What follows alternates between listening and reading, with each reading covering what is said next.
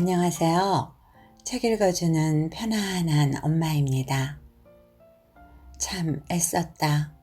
그것으로 되었다.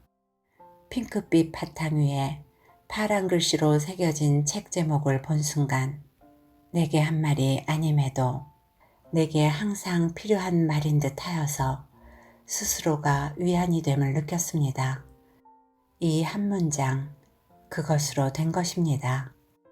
여러분에게도 저와 같이 좋은 시간이 되어드릴 수 있으리라 믿으며 오늘은 이 책을 모두의 곁에 놓아드리려고 합니다.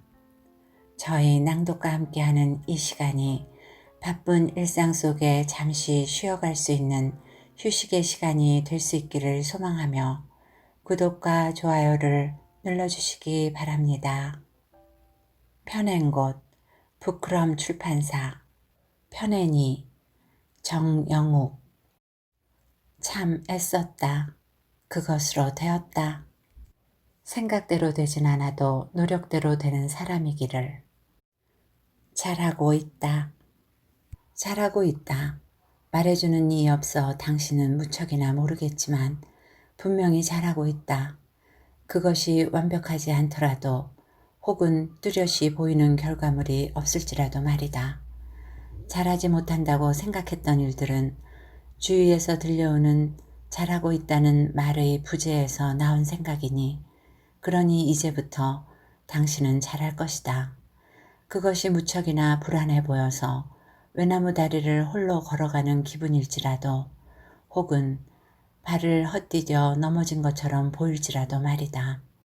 살아가며 불안하지 않은 사람 하나 없고 넘어지지 않는 사람 하나 없으니 당신은 중심을 잡는 연습을 하고 있는 것이니 그리고 또 넘어지고 일어나는 연습을 하고 있는 것이니 엄마의 뱃속에서 나온 아이는 얼마 되기도 전에 나아가는 법을 스스로 익힌다. 걸음마를 함으로써 넘어지고 일어나는 연습부터 하는 것이다. 사람이 하는 일은 태어나고부터 넘어지고 일어나는 연습을 수도 없이 반복하는 것이다. 그 과정에서 언젠가는 누군가의 도움 없이 두 다리로 당당하게 걷는 것이니 그러니까 또 당신은 잘하고 있다. 우리가 돌부리에 넘어져도 일어나는 법을 알기에 흙먼지 툭툭 털고 다시 일어나듯이 당신이 어딘가에 넘어져 마음이 까지더라도 괜찮다. 수도 없이 연습을 해왔던 당신이기에 당연히도 흙먼지 툭툭 털고 일어날 것이다. 그러니 또 잘하고 있다. 굳이 무언가 보여주려 하지 않아도 된다. 잘하고 있다는 말은 곧 잘 되어가고 있다는 말이니 당신은 잘 나아갈 것이고 잘 도착할 것이니 다짐을 했다면 애써 의심하지 않아도 된다. 믿고 나아가면 지금의 말처럼 잘하고 있다는 말이 들려올 것이다. 혹여나 말해주는 이가 없더라도 마음으로 나에게 말해주는 것이다. 잘했고 잘하고 있고 잘 될 것이다. 애썼다. 참 많이도 애썼다. 괜찮은 척 하느라 애썼고 버텨내느라 애썼다. 어떤 때는 밖으로 나오려는 화를 억지로 쑤셔 넣었던 목구멍에게 참 애썼다. 어른이 되기 위해서 혼자 끙끙 앓아버린 시간에게 애썼다. 힘들지 않은 일도 억지로 하면 힘들기만 한데 억지로 힘내온 당신의 마음에게 참 애썼다. 또 힘내라는 말을 억지로 이해시켜버린 머리에게 참 애썼다. 그러니 그렇게 치열하게 애쓴 당신에게 하고 싶은 말이 하나 있다. 오늘은 더 이상 그만 애쓰면 싶다. 애써 자책하지도 말고 애써 헛되게 생각하지도 말고 애써 아쉬워하지도 말고 애써 뒤돌아보지 말고 오늘 하루도 그렇게나 애썼으니 말이다. 마지막으로 애써 자신에게 말을 건네면 좋겠다. 난 오늘 참 잘했다고.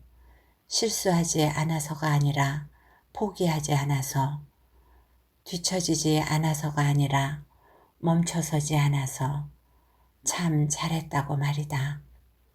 애써 이야기했으면 좋겠다.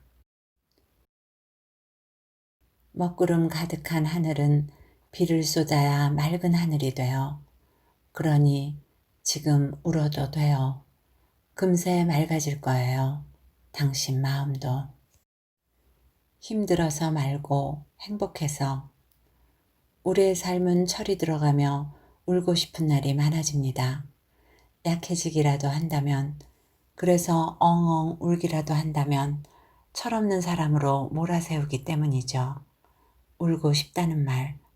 사실 단어 그대로의 울고 싶다는 개념보다는 상징적인 의미일 수도 있겠습니다. 마음 놓고 아파하고 싶다는 정도의, 눈치 안 보고 한없이 약해지고 싶다는, 무언가에 기대고 싶다는. 그런데 어느 날 생각을 했습니다. 마음 놓고 울고 싶다. 슬플 때 울고 싶다. 약해지고 싶다. 이런 것들, 결국 내가 일단 아프고 슬퍼야 할 수 있는 것들 아니겠냐고, 고작 그런 울음을 바라고 살아온 건가 하면서 조금의 후회가 나를 콕 찌릅니다. 이젠 조금도 아파지기 싫고 조금도 슬퍼지기 싫습니다. 아파서 울기도 싫고 슬퍼서 울기도 진절머리 날 만큼 싫습니다. 그런 거 말고 한번 행복해서 펑펑 울어보고 싶습니다. 딱히 지금 크게 슬픈 일이 있거나 아픔이 채 아물지 않은 것은 아닙니다. 딱히 무슨 일이 나를 괴롭히는 것도 아닙니다. 무미건조한 하루의 끝, 스탠드를 켜놓아야 잠을 잘 수 있는 나를 보며 이불 속에서 생각합니다. 진짜 힘들어서 말고 행복해서 펑펑 울어보고 싶다 하고요. 어쩌면 눈물을 감췄던 눈만큼이나 삶이 무미건조해진 탓이겠죠. 어떻게 사라지다 보니 아픈 것도 감지덕지라 느끼고 산 거 아닌지 모르겠습니다.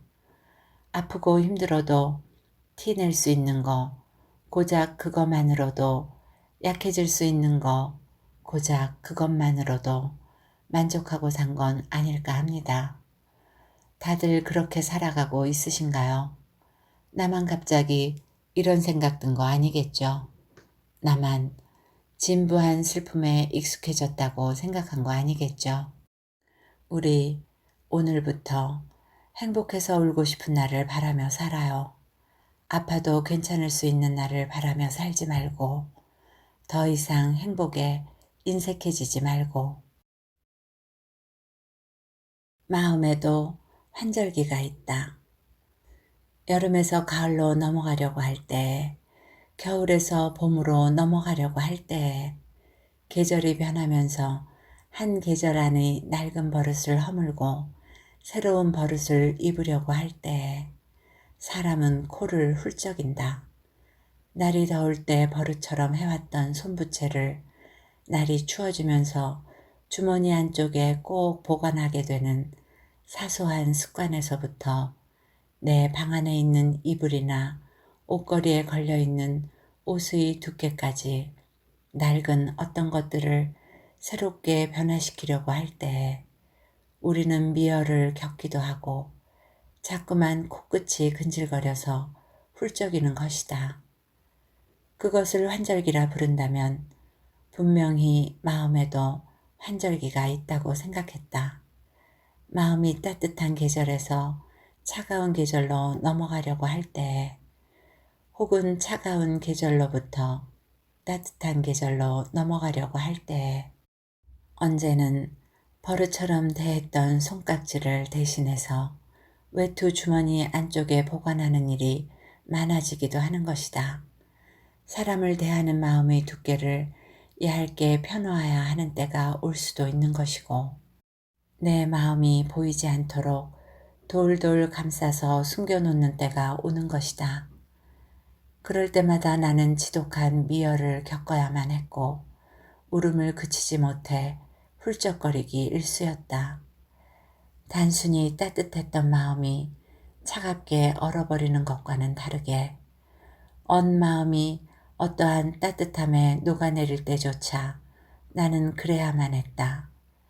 차갑고 따뜻하고를 떠나 단지 마음의 온도가 달라져야만 할 때에 나의 마음이 가지고 있는 모든 낡은 습관을 이제는 버려야만 할 때에, 아니, 나의 마음이 가지고 있는 낡은 기억을 이제는 삼켜버려야 할 때에 환절기보다 더 낯선 온도에 맨몸으로 내던져졌을 때, 그리고 그곳이 내가 머물러야 할 온도일 때에, 그래, 나는 그랬다.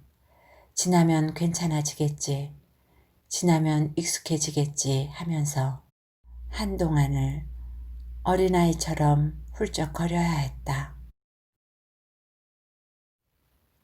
여행을 살아야겠다. 그 무엇이라도 사랑하려고 왔어요. 게스트하우스에서 낯선 사람들이 옹기종기 모여 취기가 오르자 하나둘씩 여행의 목적에 대해 이야기를 꺼내기 시작했다. 나는 무엇인가 사랑을 하고 싶어서 목을 축이러 온 동물처럼 이곳을 들리게 되었다고 했다. 나에게 여행은 그 무엇이라도 사랑하고 싶어서 온 것이라고 말했다. 누구에게는 푸석한 현실만이 남아있었다. 휴가인데 집에만 있기는 뭐해서 여행을 왔어요. 또 누군가는 자전거 트레킹을 하기 위해서 왔다고, 또 누군가는 많은 사람을 만나고 싶어서, 또 누군가의 여행은 슬프지만 아름다운 마음이 담겨 있었다. 이제는 헤어진 연인과 예전에 여기로 여행 왔을 때 못 담아간 추억을 다시 담으러 왔어요. 이렇고 저렇고 사연이 담겨 있는 여러 따위의 이야기들이 모여 있었다. 그 많은 이야기 속에 기억에 남는 사람이 있다면 혜진이라는 이름을 가진 20대 후반의 여자였다. 그녀는 지금 오고 가는 이런 이야기들이 오히려 솔직하다는 말을 꺼내며 이야기를 시작했다.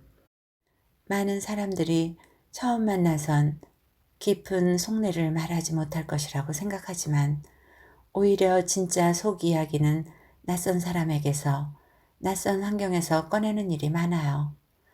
예로 들면 친한 친구에게 연인에게 하지 못한 불만이나 나에 대한 불안 같은 것들 말이다.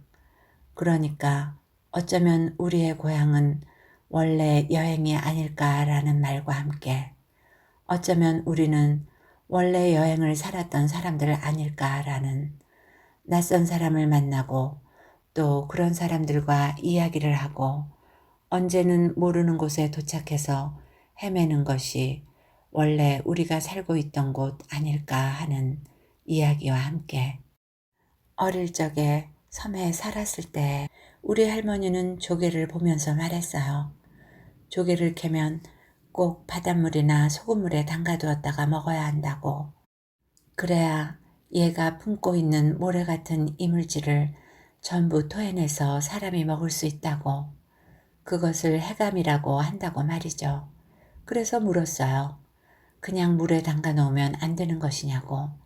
꼭 소금물이어야만 하냐고. 그러자 할머니가 말했어요. 얘가 살고 있던 곳과 비슷한 곳처럼 만들어줘야지 얘가 긴장이 풀려서 모래를 토해내는 거라고. 그녀의 삶은 늘 긴장의 연속이라서 토해내지 못한 것이 너무도 많다고 했다. 단순히 그것을 전부 토해내고 싶었다고. 그녀의 말 한마디 한마디는 해감시키지 못해서 남아있는 모래 같은 것이 씹히는 이질감을 주었다. 기분이 썩 좋지 않다는 느낌보다는 분명히 알고 있었는데 잊어버렸거나 외면하려고만 했던 것들이 그녀 입으로부터 나와 나를 긁어내고 있는 느낌의 이질감이었다. 동질감과 더 비슷한 의미의 이질감이랄까. 그 무엇이라도 사랑을 하고 싶은 나의 마음과 다르지만 닮아 있었다. 그러니까 나의 여행은 꾸역꾸역 삼키고 담아두었던 모래 같은 푸석함을 해감하러 온 거예요. 아니면 쓸데없이 토해냈던 감정들을 다시 삼켜내고 싶어서거나. 다들 저마다의 낭만을 가지고 왔지만 나에게는 그녀의 말이 제일 와닿는 낭만에 속했다. 그 무엇이라도 사랑을 하는 일이 여행의 목적이라고 말했던 나이기에 이번 여행은 만족스러운 여행이라고 생각했다. 나는 그 이후로 줄곧 그녀를 사랑했기 때문이다. 아니, 정확히는 그녀의 생각을 사랑했다. 우리는 원래 여행에 살았던 것이라는 말, 그리고 다 토해내고 싶다는 말, 꾸역꾸역 삼키고 담아두었던 모래 같은 푸석함을 해감하러 왔다는 말, 또는 불필요하게 토했던 감정들을 다시 삼키려고 왔다는 말, 해감하지 않은 조갯살처럼 감칠맛이 나면서도 모래 같은 것이 으드득 으드득 씹히는 날것의 생각들과 말투, 그리고 표정, 그녀의 사는 곳이나 전화번호 같이 그녀와 연결될 수 있는 것들은 물어보지 않았다. 굳이 사랑하는 것이 연결되어야 하는 것이 아니므로, 또 주고받아야 하는 것이 아니므로, 언젠가 다시 그녀의 생각을 사랑할 날이 오겠지. 우리가 사는 곳이 여행이라면 또 언젠가 서로가 있어야 할 자리에서 다시 만나게 되겠지. 집으로 돌아가는 길에 나는 이렇게 생각하였다. 그것이 설령 외롭더라도 불편하더라도 언제까지고 여행을 살아야겠다고 말이다. 나의 사랑은 목차 따위 없는 책을 닮았다. 나의 사랑 그 어디를 펼쳐본다 해도 첫 페이지는 항상 너였다. 구름. 어릴 적엔 구름에 닿아보고 싶다는 생각을 자주 했다. 퍼런 하늘에 웅얼진 뭉게구름만 보면 버릇처럼 엄마에게 말했다. 엄마, 저기 저 구름 있잖아. 폭신폭신해서 내가 들어가면 나를 꼭 안아줄 것만 같아. 엄마, 있잖아. 저 구름에 손만 뻗으면 닿을 것 같아. 구름을 만지면 어떤 느낌일까? 차가운 느낌일까? 솜사탕처럼 몽글몽글할까? 그때마다 엄마는 말없이 피식 웃으며 나의 머리를 쓰다듬었다. 시간이 흘러 내가 어른이 되었을 때에는 당연히도 구름에 안길 수 없다는 것과 구름이 내 손에 닿을 수도 없는 것, 또 뚜렷한 형체가 없다는 사실을 깨닫게 되었다. 나도 모르는 사이 자연스럽게도 착각에서 벗어난 것이다. 구름이 뚜렷한 존재인 줄로만 알았지만 잡히지 않는 연기처럼 허무한 것이었음을. 나는 이런 착각들을 보곤 당신이라거나 당신과 닮은 어떤 것이라고 생각했다. 언제쯤엔간 나를 떠나간 사랑이라 불리던 존재들 말이다. 구름에 관한 착각들과 같이 그때는 철석같이 믿었지만 시간이 지나면서 자연스럽게 깨닫게 되는 것들이 있다. 지금 생각하면 너무도 당연한 사실들. 하지만 예전엔 나만 모르고 지냈던 것들, 나만 모르고 있던 부정들, 당신이 나를 좋아할 것이라고, 단지 시간이 없어서, 여유가 없어서, 일이 바빠서, 또는 다른 말 못할 어떠한 사정 때문에 나를 떠나간 것이라고, 그렇게 주변인들에게 구구절절 설명했던 순간들, 꼭 돌아올 것이라고 굳게 믿었던 나날들, 꼭 어느 순간부터라 말하지 못하겠지만 어느 순간 깨닫게 되었다. 당신이 떠나면서 했던 말들 전부 잡히지 않는 허구였다는 것, 또 더 이상 내 손이 당신에게 닿을 수 없다는 것, 안길 수도 없다는 것, 어른이 되어 구름에게 했던 착각에 대해 깨닫게 되는 것처럼 아주 자연스럽게 깨닫게 되었다. 결국은 나를 좋아하지 않아서 떠나갔다는 사실 말이다.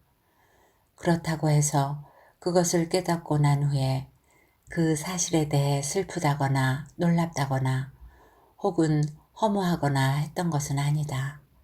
아주 오랜 시간이 지났기 때문에 또 그 시간이 있었기에 내가 착각을 했다는 사실에 대해 깨닫게 되었을지도 모르지.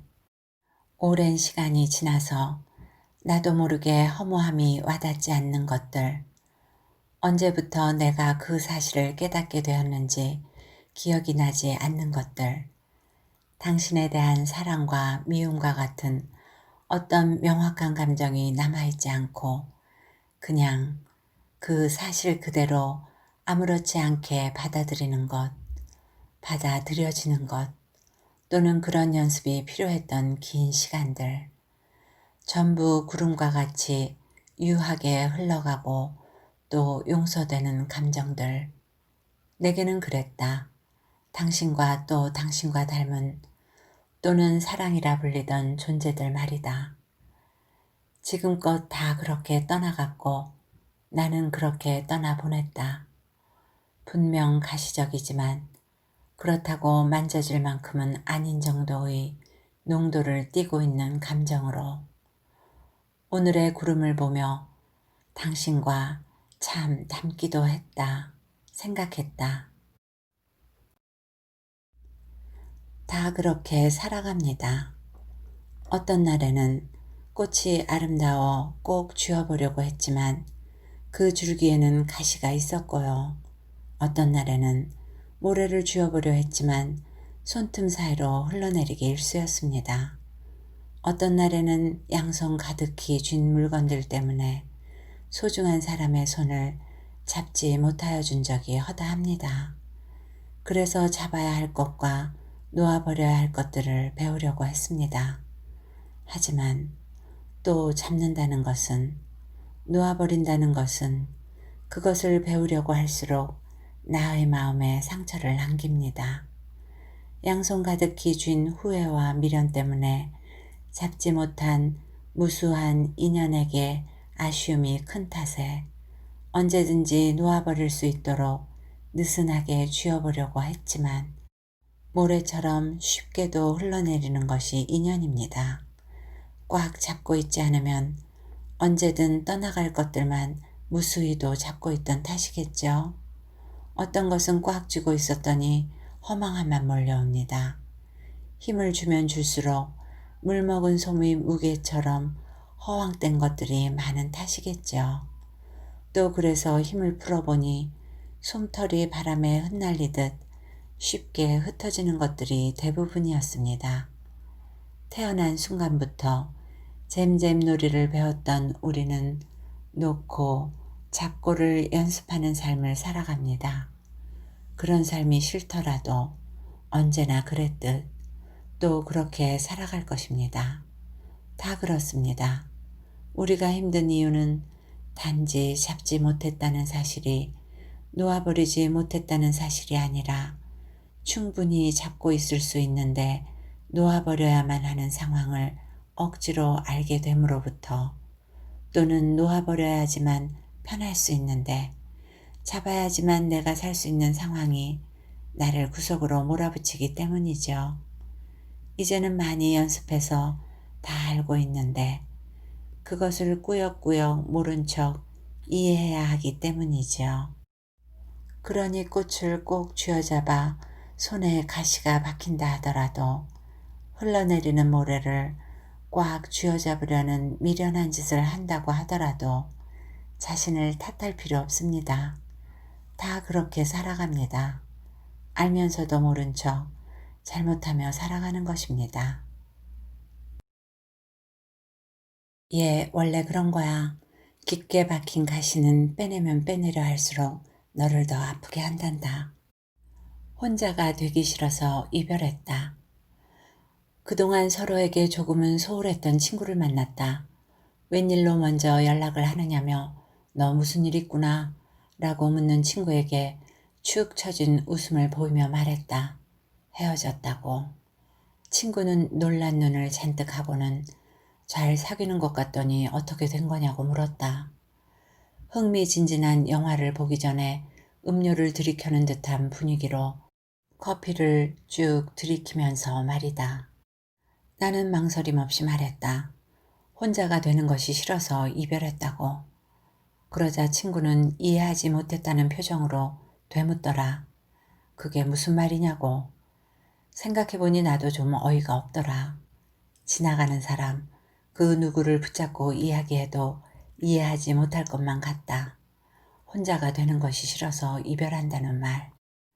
내가 친구에게 꺼낸 혼자가 되는 것이 싫어서 이별했다는 말은 사실 그 사람에게 먼저 꺼낸 말이었다. 나의 그만하자는 말에 그 사람은 왜? 라는 물음을 던졌고 나는 혼자가 되는 것이 싫다고 했다. 그 사람은 알겠다 했고 잡는 척이라도 하지 않았다. 혼자가 되기 싫어서 이별했다는 우스운 이야기. 나는 10초 정도 멍을 때리며 생각했다.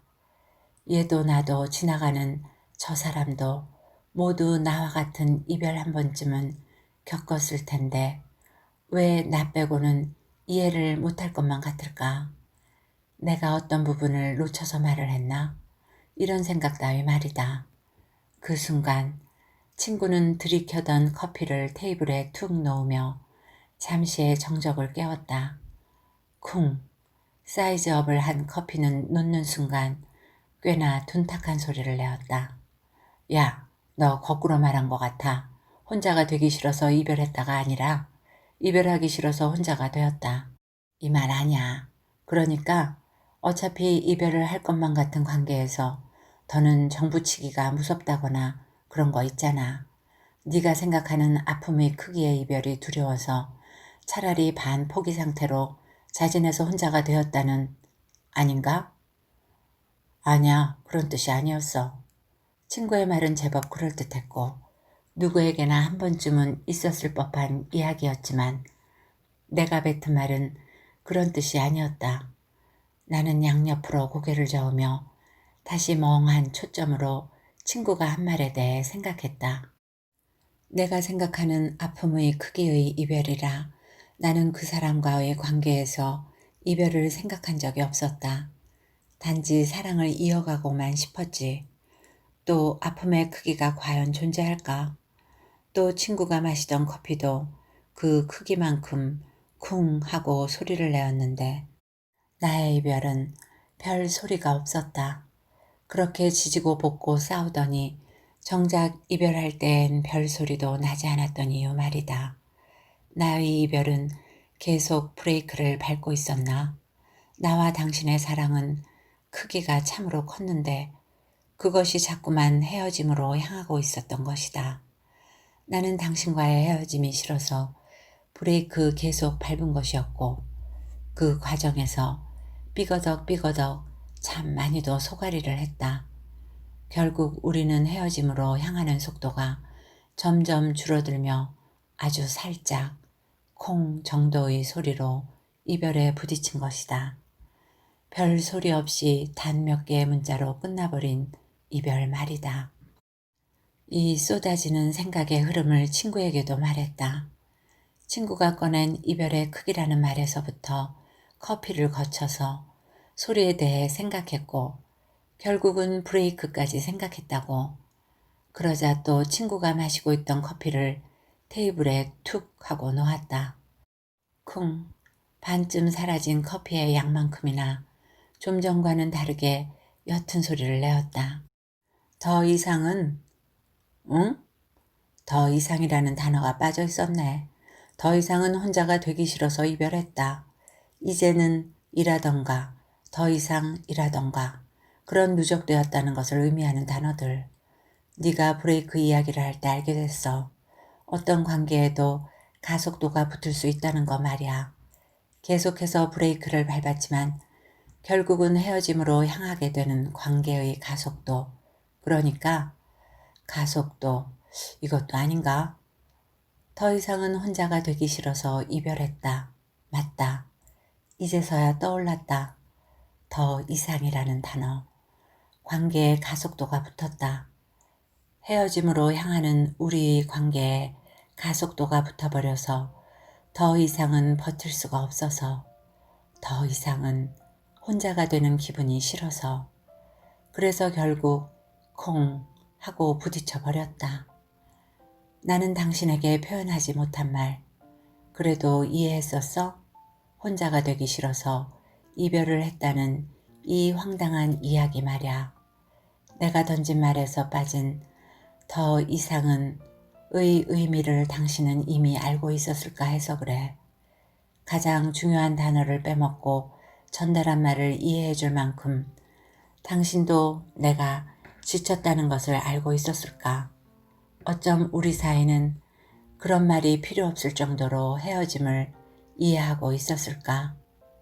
당신, 그때 어떤 마음이었는지 물어보고 싶다. 잡을 용기가 없어서?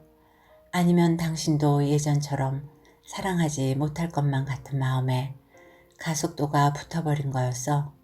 그래서 매번 나를 혼자가 되도록 몰아가서 헤어지고 싶은 거였어? 시간을 돌려서라도 물어보고 싶다. 어떻게 당신이 내 말을 이해했던 것인지 말야. 사랑하는 사람아, 참 애썼다. 그것으로 되었다. 공허한 마음이 행복으로 가득 차길, 발 디딜 틈 없이 웃음꽃 가득하길.